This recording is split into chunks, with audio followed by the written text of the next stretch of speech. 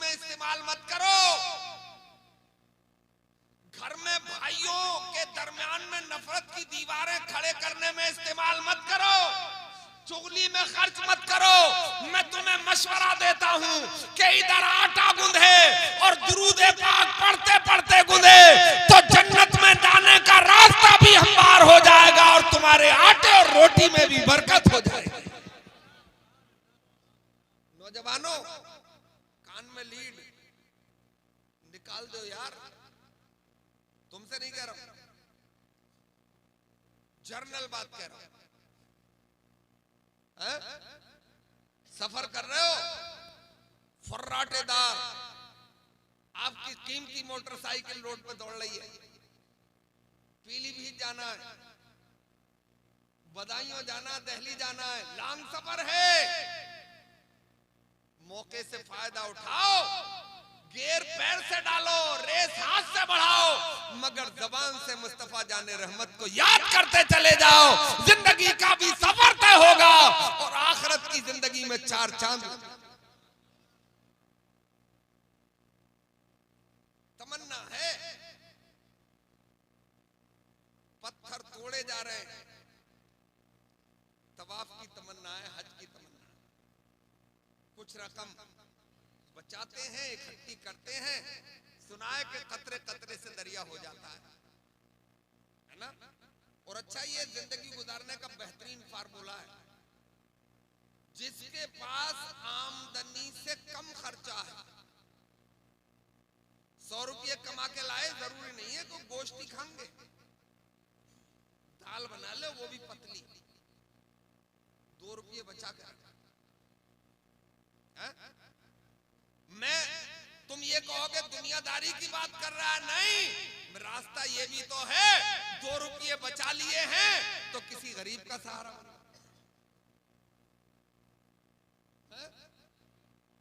और जिसके पास आमदनी से ज्यादा खर्चा है, वक्त का कोड़ी है, कभी भी सरवाइव, कभी भी तरक्की नहीं कर पाए। बचा लिए पैसे, इतनी रकम हो गई कि हज पे जा सकते थे, अर्जी लगा दी। वही इन औरतों से पूछो, अपने यहाँ की बाहर से बुलाइए बोलने के लिए। अच्छा, जैसे औरत को चुप किया भी नहीं जा सकता, औरत अगर ना बोले तो भी नुकसान है, तो बड़ा नुकसान है, इससे ज्यादा नुकसान है। एक बुजुर्ग का कौल है कि अल्लाह ताला अगर औरत को ज्यादा बोलने की आदत वदियत नहीं फरमाता तो न जाने कितने बच्चे गूंगे रह जाते है ना। ये ज्यादा बोलती है ना, 0 साइज का बच्चा है, पालने में झुला रही है और जाने क्या क्या कह रही है, मेरा बेटा, मेरा चंदा, मेरा बाबू है, दूध पिला रही है और न जाने क्या क्या उसे मल्हार सुना रही है। तो ये माँ के बोलने का कमाल है कि बच्चा बोलता है। तो मेरे इस्लामी भाइयों, पैसा रकम इकट्ठी हो गई तो अर्जी लगा दी, यानी फार्म डाल दिया, ऐसे समझो। मंजूरी मिल गई, मंजूरी मिल गई तो तारीख भी मिल गई, तारीख मिल गई तो आ भी गई, और तारीख आ गई, सुबह को सफर करना है। तो सुबह को सफर है, नींद आ जाएगी, मुझे तो आई है। कैसे आ जाती? मदीने का सफर है और मैं नमदीदा नमदीदा। और आला हजरत को सुनो तो दिल की कलियां खिल जाएं। आला हजरत इरशाद फरमाते हैं, शुक्र खुदा के आज घड़ी उस सफर की है, शुक्र खुदा के आज घड़ी उस सफर की है जिसमें निसार जान फला हो जफर की। लेटे तो मगर नींद नहीं आई। मोमिन है मोमिन, आए तो आजा, ना आए तो मता। करवट बदल के रात नहीं गुजारेगा मोमिन। आ रही है तो बहुत अच्छा है और नहीं आ रही है तो उससे भी अच्छा है। आ हम तुझे तरीका बताते हैं। नींद नहीं आई तो हमने रात के हिस्से बना लिए। एक रिश्ते में मुसल्ला बिछा के रब की बारगाह में सजदे किए जाएंगे और दूसरे हिस्से में कुरान की तिलावत की जाएगी। एक हिस्सा सजदा करने में गुजार दिया, दूसरे हिस्से में कुरान खोल के बैठे तिलावत कर रहे थे। एक आधी रुकू पढ़ा होगा, पड़ोस से बच्चों के रोने की आवाज कान से टकराई, दर्द भरी आवाज। अच्छा, रोने के अंदाज भी अलग अलग होते हैं, आपने जायजा लिया होगा, इसी समाज में रहते हो। बच्चा जब गिर के रोएगा तो अलग अंदाज से रोएगा, बच्चे को थपड़ा दो तो अलग अंदाज से रोएगा, और जब भूख से रोएगा तो उसका अंदाज ऐसा होगा कि कलेजा फाड़ दे सामने वाले का, है ना। और वही अंदाज था, मोमिन का दिल तड़प उठा। कुरान जुज़दान में अदब से बंद किया और उठे और उसी आवाज की तरफ टोह लगाते लगाते उसी दरवाजे पर पहुंच गए जहां से बच्चों के रोने की आवाज आ रही थी। दस्तक दी अंदर से एक बारीक सी निस्वानी आवाज उठी। कौन कौन? मेरे दरवाजे पे। आप कहोगे कि औरत की आवाज इतनी सख्त? हाँ, होना चाहिए। जब कोई गैर हो तो उससे सख्त लहजे में गुफ्तगू करे और मुख्तसर करे, है ना। लहजा बारीक वाला ना हो, प्यार वाला ना हो, कहीं उसका मन ना लग जाए और फिर बार बार आने लगे, है ना। ये भी मिजाज दे रहा हूं मैं, मेरे भाई उससे सख्त लहजे में गुफ्तगू करे ताकि सामने वाला ये समझे सख्त है, दोबारा यहां नहीं आना। बोले कौन है मेरे दरवाजे पे? बोले बहन तेरा पड़ोसी हूं। भाई क्यों आए हो? बोले ये पूछने आया हूं बच्चे क्यों रो रहे हैं।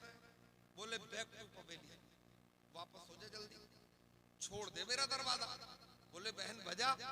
बोले दिन में पूछ के कई लोग गए, तू तो आधी रात गुजरने के बाद आया, बेवा औरत हूं। दिन में जो पूछ गए तो वापस ही नहीं आए, तू रात में आया है, बेवा औरत हूं। किसी ने अगर रात में दरवाजे पे देख लिया तो सुबह को इतने इल्जाम लगाएगा कि मैं जिंदा ही नहीं रह पाऊंगा। लौट जा जल्दी से। मगर वो भी कोई मजबूत ही था, इनकी आंखें छोटी सो रही, कुछ आंखें छोटी होती है ना, ऐसा लगता है जैसे सो ही रहा है ना। तो हजरात वो भी मजबूत थे काफी।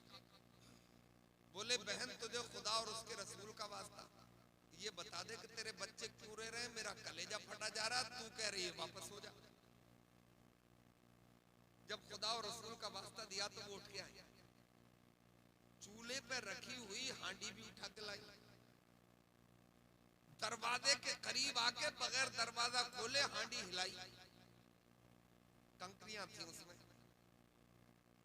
कंकरियों की आवाज बाहर तक पहुंची। बोले बहन ये तो मुझे लग रहा है तेरी हांडी में कंकरियां बोल रही हैं। बोले कंकरियां ही तो हैं।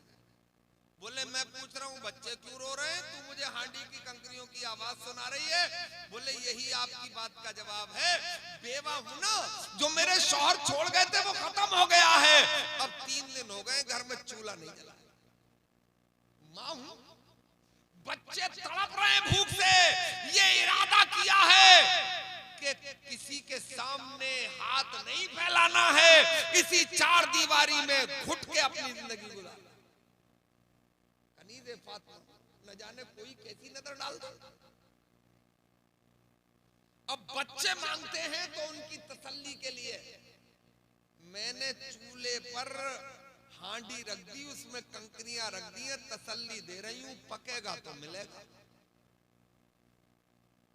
भाई कहीं पत्थर भी पकाए जा सकते हैं, तो कहीं कंकरियां भी उबाली जा सकती हैं, मगर ये माँ है जिसका कोई अल्टरनेट, जिसका कोई बदल, जिसका कोई सब्स्टिट्यूट न कल था न आज है और न कभी होगा। न जाने कितने नौजवान बीवी के चक्कर में माँ से कड़वी बातें बोल जाते हैं, आंखें निकाल के बातें करते हैं, और वो भी बीवी के चक्कर में। वजह क्या होती है? उनको वो तो पराये घर से आई है ना, वो तो चाहेगी मैं हुकूमत करूं, तो वो रास्ते पहली रात से निकालना शुरू करती है ना, और सबक पढ़ाती है। और कुछ दिन बाद जब ताव में फांस लेती है ना लड़के को, तो फिर वो कहती है कि वो खाला ऐसे कह रही थी। अबे खाला क्या मतलब? ये तूने कहां से रिश्ता निकाल लिया? ये खाला क्या मतलब? अब तू खाला भी झेल गया ना, कुछ दिन बाद बुढ़िया कहेगी, बोले ये बूढ़ो नहीं, मैं जब कुछ दिन झेल के लगी, हर वक्त खुरखुरी करती रहे ये बुढ़िया, है ना। पहले दिन ही तुझे उसे सबक पढ़ा देना चाहिए था कि देख ये सामने जो बैठी है ये मेरी माँ है, तो तेरी भी माँ है। इसके चेहरे पे जो तुझे झुर्रियां नजर आ रही हैं, कसम परवरदिगार की, इन्हीं झुर्रियों में मुझे जन्नत की बहारें नजर आ रही हैं। मैं अपनी झेल लूंगा, मगर माँ पे नजर उठाई तो तेरा मेरा रिश्ता नहीं बनेगा। जी जी जी, क्या बात है, बहुत अच्छा। पहले ही बता दे कि ये माँ है। कहीं नहीं लिखा है कि तेरे पैरों तले जन्नत है। हाँ, ये लिखा है कि इस माँ के जो सामने बैठी है इसके पैरों तले जन्नत की बहार है।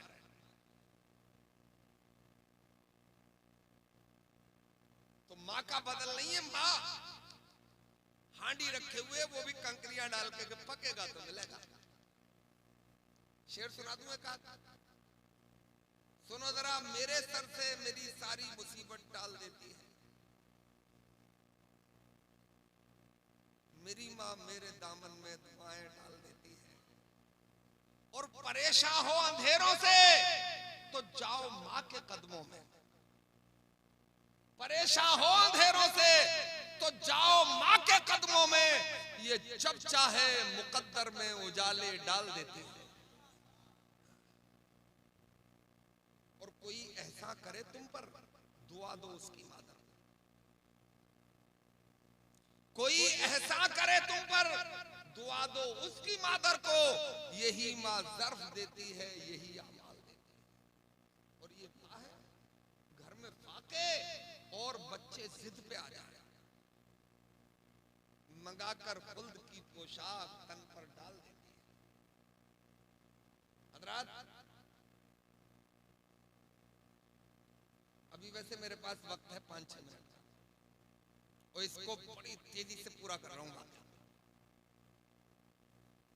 बोले बहन अब ज्यादा नहीं, रुक जा जरा, यहीं खड़ी रही हो, अभी आती हूं। जो सफर के लिए खाना बनाया था ना वो उठाया, जो खर्चे के लिए थैली थी वो उठाई, यानी रखते सफर भी और ज्यादा राह भी। पहुंच गए दरवाजे पर। बोले बहन खोल दे दरवाजा थोड़ा सा, पकाने की जरूरत नहीं है, पका पकाया लेके आया हूं, अपने बच्चों को खिला। और सुन, ये थैली भी पकड़, ये कल का इंतजाम।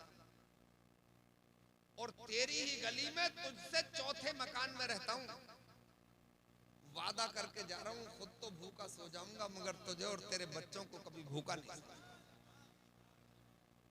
याद कर हज़रात, अब न ज़्यादा राह है न रखते सफर, हज पे आ नहीं सकते। अल्लाह ने इस अमल को इतना कबूल फरमाया कि बगैर आए उनका हज भी कबूल कर लिया, और उन्हीं के तुफैल में लाखों लोगों का भी हज कबूल कर लिया। जानते हो क्यों? इसके पीछे भी एक लॉजिक है।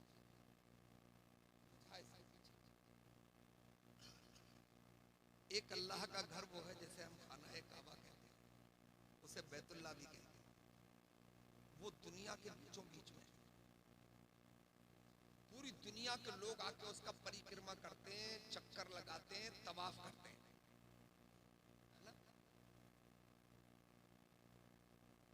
मगर ये मोमिन का दिल, ये भी तो अल्लाह का दिल, समझो, ये मोमिन का दिल भी तो अल्लाह का घर है। खास बात कह रहा हूं, जो इस दिल को तोड़ के, किसी का दिल दुखा के, लूट खसोट करके, बेईमानी और मक्कारी करके, यानी 900 चूहे खा के जो बिल्ली हज को जा रही है, कल कसम खुदा की देख लेना, कल मैदान महशर में उनके तवाफ पलट के उनके मुंह पे मार दिए जाएंगे, और जो किसी बेवा का गरीब का सहारा बन गए होंगे, कल मैदान महशर में उनके हाथ में जन्नत के टिकट अता कर दिए जाएंगे। इसलिए मालदारों, रईसों, गरीबों का सहारा। सच्ची बात। आ जाते तो उन्हें एक नुस्खा बता देते, चलो नहीं आए तो नहीं बताएंगे, वक्त भी हमारा पूरा हो गया। अरे छोड़ो, अभी ये शोरा हजरात भी हैं, किसी और शादी में आके वो नुस्खा बताएंगे, कीमती तो बहुत था, मगर एक तो बाल ये है कि शादियों में एक दिन पहले खाना कराने का क्या मतलब है भाई? इसकी तो इजाजत है नहीं। वलीमे का हुक्म है शरीयत में, उस सुन्नत को तर्क करेगा, पहले दिन खाना खिला देगा। इसमें भी फायदा क्या होता, मैं ये नहीं समझ पाया है? एक दिन पहले नहीं। अब आइंदा अपने लड़कों की शादी जो भैया तुम करो तो वलीमा करोगे, बोलो वादा करो, बोलो इंशाल्लाह। अरे सरकार की सुन्नत पे अमल करेंगे, दुनिया क्या कह रही है इसकी परवाह कब करेंगे? हम तो इस बात की परवाह करेंगे कि मुस्तफा जाने रहमत ने क्या फरमाया, है ना? और ये भी एक बात सुन लो, निकाह की महफिल बारात घर में नहीं, पिंडाल में नहीं, निकाह की महफिल मस्जिद में होना चाहिए। वजह जानते हो? ये रहमतों की महफिल है, ये बरकतों की महफिल है, ये नेकी के फरिश्तों के नुज़ूल की महफिल है ना? और हदीस शरीफ में जहां नापाक लोग होते हैं वहां फरिश्ते, रहमत के फरिश्ते नहीं आते। मस्जिद में अगर महफिल सजाओगे तो पहला फायदा तो ये होगा कि बेगुसले सांड नहीं होंगे उसमें, सब पाक साफ लोग होंगे, और वहां निकाह पढ़ाया जा रहा होगा, इधर निकाह हो रहा होगा, वहां खुदा की रहमत का नुज़ूल होगा। और दूसरा एक फायदा ये भी बड़ा है, ये होगा कि अपने रहबर, अपने इमाम, अपने पेशवा की इज्जत भी बरकरार रहेगी, है ना? अब क्या 5,000 रुपये दोगे? कहीं कहीं तो इसमें भी नखरे, है ना? इमाम साहब बोले आ जाओ निकाह के लिए, आगे रजिस्टर बगल में दबा हुआ, इमाम साहब आ गए, बैठे हुए एक तरफ। बोले क्या हुआ साहब? अरे बोले अभी तो यार वो निकाह का जोड़ा ही नहीं दिया है लड़के वालों। बोले हमारी तो सरकार वक्त हो रहा है। बोले थोड़ा सब्र कर लो। अब वो अजान हो ही गई। बोले इमाम साहब अजान के बाद ही आ जाइए, नमाज के बाद। दोबारा फिर आ रहे हैं बेचारे। अरे तुम्हारा रहबर है, तुम्हारा सरदार है, तुम उसकी बेइज्जती कर रहे हो बार बार, है ना? तुम अभी इतने डेवलप नहीं हुए दुनिया में जितने अंग्रेज हो गए। एक फंक्शन शादी का दिखा देना, एक तो उनके शादी होती मुश्किल से। यूरोप में 80% हरामी है, निकाह का मामला उनके यहाँ नहीं है। बोले कौन झंझट पाले यार, दो जुमले बोल के कि ये बीवी है, हाफ हाफ पार्टनर, उनके वाइफ कहते हैं ना, वाइफ मतलब हाफ हाफ पार्टनर। हमारे यहाँ एक समझौता है, कॉन्ट्रैक्ट है ना? इसमें भी भलाई कॉन्ट्रैक्ट होने में, निकाह एक कॉन्ट्रैक्ट है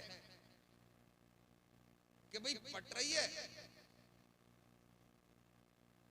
तो पूरी उम्र चलेगी, और हम अगर लड़की को पसंद नहीं है तो घुट के मत मर, बता दे तलाक दे देंगे, समझौता है। हमारी नहीं पट रही है तो फांसी खा के मत मर, अलग हो जा, तेरा रास्ता अलग है, हमारा रास्ता अलग है ना। भाई जब जुल्म की हद हो जाए इस तरफ से या उस तरफ से, तो छुटकारा बेहतर है। तो हमारे यहाँ कॉन्टेक्ट है, उनके यहाँ क्या है, हाफ हाफ पार्टनर, बराबर बराबर का हिस्सा। हमारे यहाँ कुरान में अर्रिजालो कव्वामूना अलन निसाए, हमने मर्दों को औरतों का अफसर बनाया है ना। और अफसर को दबंग होना जरूरी है। अगर एसएसपी या डीएम ना जिले का हल्का फुल्का होगा ना, छिचोरा, तो फिर जिला नहीं चला मिलेगा उससे। और मियाँ जी भी अगर बुद्धू होंगे ना, तो जोरू के गुलाम बन जाएंगे और घर का खेल बिखेरा हो जाएगा, है ना। तो औरतें सुनी नहीं रही है, मैं मशवरा दे रहा हूं कि देखो, शेर को गुर्राने की आदत होती है, अगर वो ना गुर्राए तो लोमड़ी भी मुंह चढ़ाए। उसकी एक गुर्राहट में हाथी तक की चीख निकल जाए, है ना। तो आदमी की फितरत में गुर्राना, तभी तो बच्चे कूड़ में रहेंगे, तभी तो औरत कूड़ में रहेगी, नाक सुलग ले। तो जब आदमी गुर्रा है ना, तो औरत को चाहिए कि सब्र, है ना। और जब वो गुर्रा के बाहर चला जाए नाराज होके, अब फोन का जमाना, तब फोन करे, कहाँ हो साहब? बोले बाजार में। बोल क्या कह रही है? अरे बोले खाना तैयार हो गया था। बोले अच्छा आ रहा हूं। तो बोले कबाब भी ले आई हूं। बोल कितने लिए हूं? बोले बस 10 कबाब लिए हूं, 20 ले आएगा। क्योंकि बहादुर की शान ये है कि वो रहम दिल है ना। तो मेरी गुजारिश है आपसे कि अपने आइम्मा का भी ख्याल रखिए और शादी ब्याहों के ये बड़े बवंडर खत्म कर दीजिए। हम सब मिलकर खत्म करें, इसी में अमान है, इसी में हमारा दिल का सुकून है। एक अंग्रेज ने लिखा है कि निकाह क्या है? ये 2 तार, बिजली के तारों का संगम है, नेगेटिव और पॉजिटिव। सही जुड़ जाते हैं तो घर का हर उपकरण जलता है, काम करता है। जैसे कि पंखा भी चल जाएगा, वॉशिंग मशीन भी चल जाएगी, मिक्सी भी चल जाएगी,